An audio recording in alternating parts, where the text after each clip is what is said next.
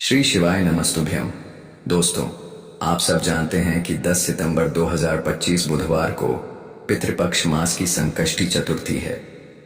यह तिथि पूरे पितृपक्ष महीने की सबसे खास और सबसे बड़ी तिथि मानी जाती है। इसका धार्मिक और आध्यात्मिक रूप से बहुत ही बड़ा महत्व है। पूज्य गुरु जी ने बताया है कि अगर आपको कभी यह मौका मिले तो कील और लहसुन का एक छोटा लेकिन असरदार उपाय जरूर करना चाहिए, क्योंकि इस खास दिन पर इन दोनों का संयोग बहुत ही कम देखने को मिलता है। गुरुजी ने अपनी शिव पुराण कथा में भी साफ कहा है कि साल भर में सिर्फ एक ही दिन ऐसा आता है जब यह उपाय सबसे ज्यादा प्रभावशाली होता है, और वह दिन है पितृपक्ष मास की संकष्टी चतुर्थी, जो इस बार 10 सितंबर को पड़ रही है। अब आप सोचिए, अगर आपने साल भर इस उपाय को नहीं किया तो कोई बात नहीं, आपके पास अब भी एक सुनहरा मौका है। इस दिन अगर आप यह आसान सा उपाय कर लेते हैं तो आपको वह फल मिल सकता है जिसकी आपने कभी कल्पना भी नहीं की होगी। बुधवार को वैसे भी कुछ खास उपाय करने से तुरंत असर दिखता है, और उनमें सबसे असरदार माना गया है कील और लहसुन वाला उपाय।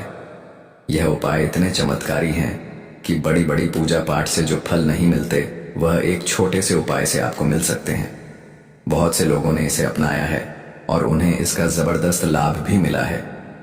तो दोस्तों, इस वीडियो में मैं आपको इस उपाय को एकदम आसान और साफ तरीके से समझाने वाला हूं।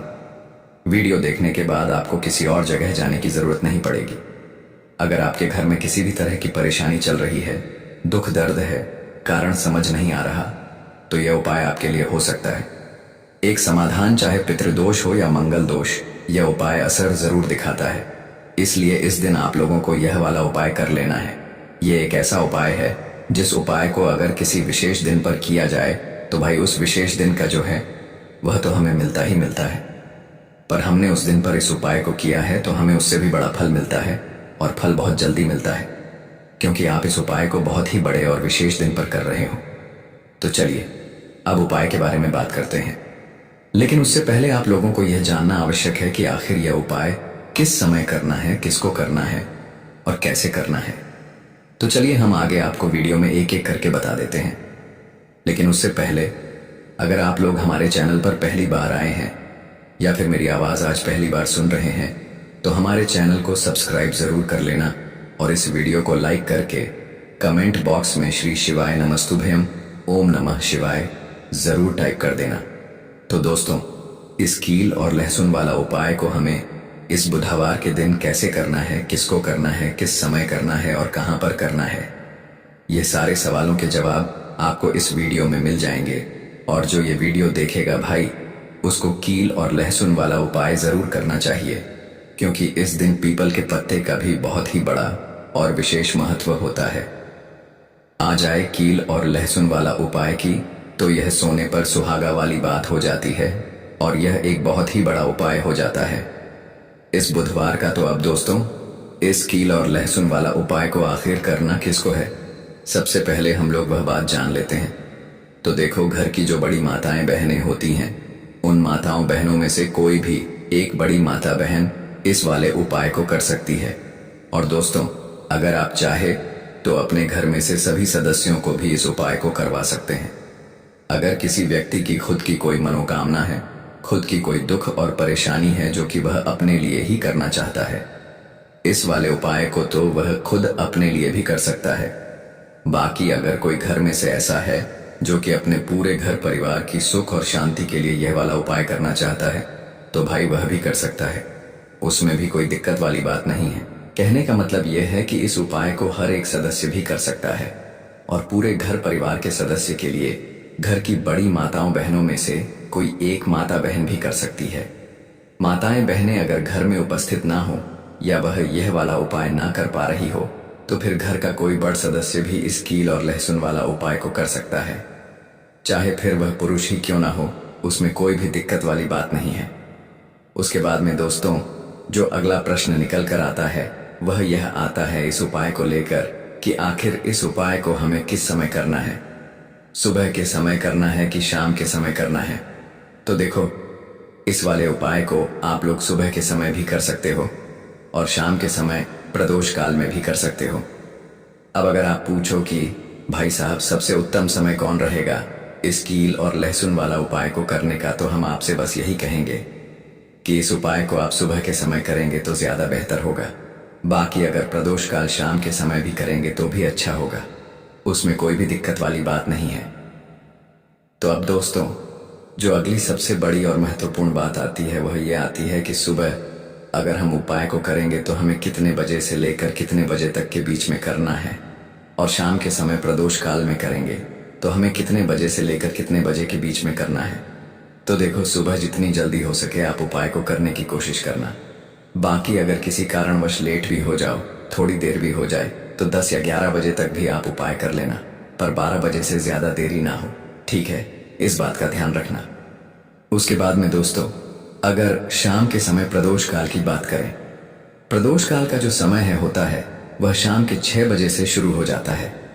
मतलब शाम के 6 बजे से लेकर 7 बजे के बीच का जो समय होता है, यह समय प्रदोष काल का समय होता है।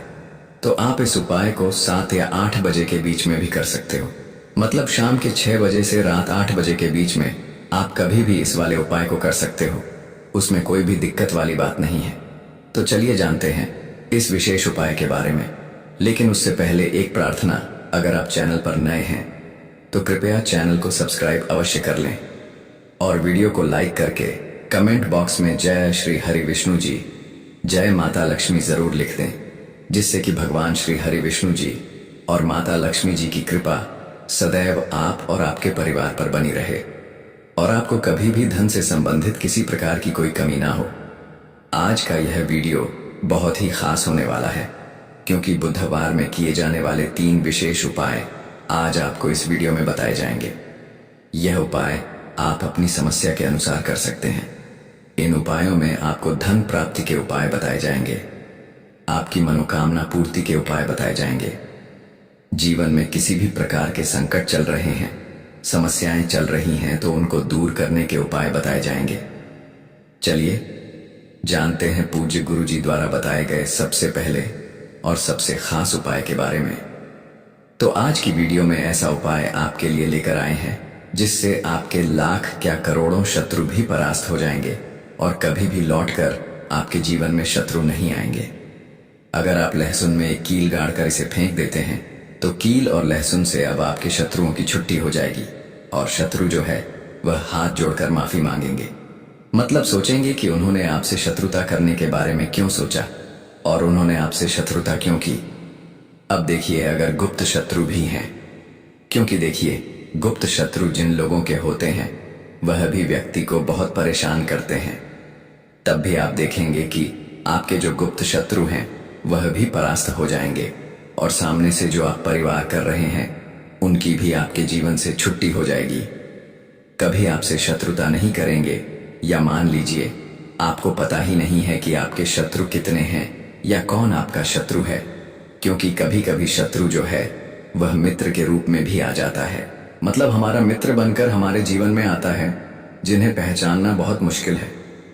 मान लीजिए आपको आपके शत्रु का नाम नहीं पता, यह भी नहीं पता कि शत्रु कितने हैं, यह भी नहीं पता कि शत्रु ताकतवर है और किस तरह से आपको कितना नुकसान कर रहा है, तब भी आप इस उपाय को करिए। क्योंकि अगर पावरफुल भी शत्रु है, बहुत ताकतवर है ना, या बहुत कुछ आपके ऊपर करा रखा है या कराने के बारे में सोच रहा है, समझ लीजिए कि उसका सभी कुछ किया कराया इस उपाय को करने से तुरंत दूर होगा। तो शत्रु ने चाहे बंधनवार आपकी बुद्धि का करवा दिया हो, आपकी दुकान का करा दिया हो, आपके बिजनेस का करा दिया हो, वह भी खुल जाएगा। और आप विश्वास मानिए कि आपके जीवन में जो दुख और कष्ट आ रहे हैं ना, उनसे आपको हमेशा के लिए छुट्टी मिल जाएगी। मतलब कभी भी आपके घर में फिर दुर्घटनाएं नहीं होंगी, कर्जे जैसी समस्याएं नहीं बढ़ेंगी और लड़ाई झगड़ा भी बिल्कुल आपके घर से, आपके जीवन से दूर हो जाएगा। देखिए होता क्या है, कभी कभी शत्रु इस तरह का किया कराया करवाते हैं कि घर के जो सदस्य हैं वह आपस में ही लड़ना शुरू कर देते हैं। क्योंकि जब घर में जो सदस्य हैं वह आपस में लड़ाई झगड़ा करते हैं, घर में क्लैश होता है, तो ऐसे घर में धन से जुड़ी समस्याएं भी आती हैं। उस घर में लक्ष्मी नहीं रुकती। जिस घर में लोग लड़ाई झगड़ा करते हैं आपस में, इसीलिए शत्रु ज्यादातर लड़ाई झगड़ा करवा देते हैं। दूसरी चीज, कि जो व्यापारी होते हैं, जिनका अपना बिजनेस है, दुकान है, शॉप है ना, और सामने दूसरे व्यक्ति की शॉप है, दूसरे व्यक्ति का व्यापार है। अब मान लीजिए आपका व्यापार तो बहुत अच्छे से चल रहा है और उस व्यक्ति का नहीं चल रहा। वह यह देखकर ही जलने लगते हैं, देखकर रशा करने लगते हैं कि इनका काम, इनका व्यापार बहुत अच्छा चल रहा है और मैं यहाँ कुछ नहीं कर पा रहा हूँ। तो वह देखिए, जब कुछ नहीं कर पाते हैं तो शत्रुता निकालने लगते हैं, शत्रुता निभाने लगते हैं, और ईर्ष्या की भावना मन में इस तरह से उनके उत्पन्न होती है कि कभी कभी इसका रूप जो है वह बड़ा हो जाता है। मतलब व्यक्ति हर वह बुरा काम करता है जिससे कि सामने वाला व्यक्ति जो है वह पूरी तरह बर्बाद हो जाए। तो ऐसे शत्रुओं से आपको हमेशा बचकर रहने की जरूरत है और इस छोटे से उपाय को करने की आवश्यकता है। उपाय करिए तो और देखिए कि आपके शत्रु कैसे परास्त होते हैं और कैसे आपके जीवन से निकलते हैं। तो चलिए जल्दी से बात कर लेते हैं उपाय की। किस तरह से लहसुन में आपको कील गाड़नी है और इस लहसुन को कहाँ फेंकना है और इस उपाय को किस दिन करना है, किस समय करना है। सबसे पहली बात कि इस उपाय को स्त्री हो या पुरुष कोई भी कर सकता है। दूसरी चीज, इस उपाय को आप किसी भी दिन कर सकते हैं। देखिए, उपाय की बात करें उससे पहले आप सभी से रिक्वेस्ट करते हैं कि वीडियो को लाइक करके चैनल को जरूर सब्सक्राइब कर लें, साथ ही साथ जयकारा लगा दें। पूरी सच्ची श्रद्धा से कमेंट सेक्शन में जय श्री राम लिख दें, क्योंकि संकट मोचन हनुमान जी बालाजी महाराज का आशीर्वाद ही है कि यह उपाय आप तक पहुंचते हैं, आपकी समस्या का हल आप तक पहुंचता है। इसीलिए वीडियो को लाइक, चैनल को सब्सक्राइब कर लें और जयकारा लगा दें। तो देखिए, सबसे पहले आपको क्या करना है, एक साबुत लहसुन लेनी है। लहसुन साबुत लेनी है, कटी हुई लहसुन यहां पर आपको नहीं लेनी है, बिल्कुल साबुत लहसुन। इसी के साथ आपको क्या करना है, एक लोहे की कील भी लेनी है। अच्छा, कील जो आप यहां पर लेंगे वह नई कील आपको बिल्कुल नहीं लेनी है। पुरानी कील लेनी है तो नई कील ना लें, आपके घर में ही आप ढूंढे कोई पुरानी कील पड़ी हो वह आप ले लें, ठीक है ना। इसी के साथ आपको क्या करना है, काले रंग का मार्कर पेन लेना है, ठीक है ना। मार्कर इसीलिए क्योंकि वह अच्छे से चल जाता है। यहां पर आप स्याही भी ले सकते हैं, स्याही से भी आप लिख सकते हैं। अब देखिए आपको करना क्या है, इन तीनों चीजों को लेकर आपको दक्षिण दिशा में फेस करके बैठ जाना है, अपने घर की दक्षिण दिशा में। तो देखिए, जमीन पर बैठकर आपको इस उपाय को करना है। सबसे पहले लहसुन आपने ले ली, अब आपको वह लहसुन उठानी है और जो काले रंग का पेन या मार्कर आपने लिया है उस लहसुन के ऊपर आपको उस पेन से, उस कलम से शत्रु लिखना है। शत्रु क्यों लिखना है, क्योंकि देखिए, शत्रु एक भी हो सकता है, दो भी हो सकते हैं, तीन भी हो सकते हैं और ज्यादा भी हो सकते हैं, या गुप्त शत्रु भी हो सकते हैं जिनके बारे में आपको पता ही नहीं है। अब आप मान लीजिए, नाम अगर उस पर लिखते हैं, इससे आपका एक ही शत्रु दूर होगा, एक ही शत्रु परास्त होगा। लेकिन अगर आप लहसुन के ऊपर शत्रु लिख देंगे ना, तो आपके जितने भी शत्रु हैं सभी परास्त हो जाएंगे और जीवन से वह शत्रु भी दूर हो जाएंगे जो गुप्त तरीके से आपसे शत्रुता निभा रहे हैं या आपकी पीठ पीछे बहुत कुछ बुरा कर रहे हैं या करवा रहे हैं। कुछ है ना, बहुत सारी क्रियाएं करवा देते हैं। तो इसीलिए लहसुन के ऊपर आपको क्या लिखना है, केवल शत्रु लिखना है। किससे लिखना है, जो काले रंग का पेन या मार्कर आपने ले लिया।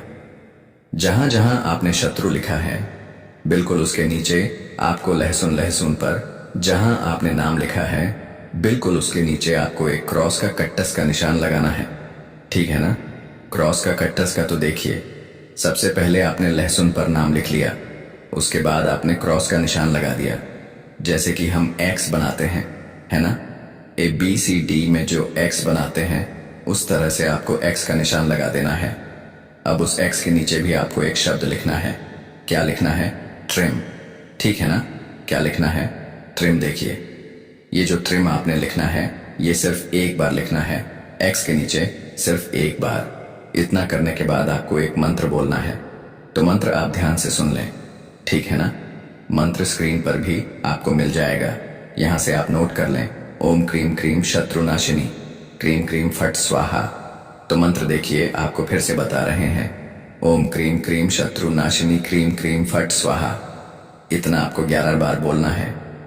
मतलब ये जो मंत्र है, ये मंत्र आपको 11 बार बोलना है। और मंत्र जब आप बोलेंगे उसी समय आपको उस कील को, जहां पर आपने अपने शत्रु का नाम लिखा है या शत्रु लिखा है, वैसे तो शत्रु ही लिखिए, नाम मत लिखिए, उसी शत्रु शब्द के ऊपर आपको उस कील को गाड़ देना है।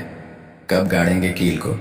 जब मंत्र बोलेंगे तो बस कील गाड़ने के बाद आपको क्या करना है, उस लहसुन को उठाना है। आप चाहे तो किसी कपड़े में रख लें, है ना?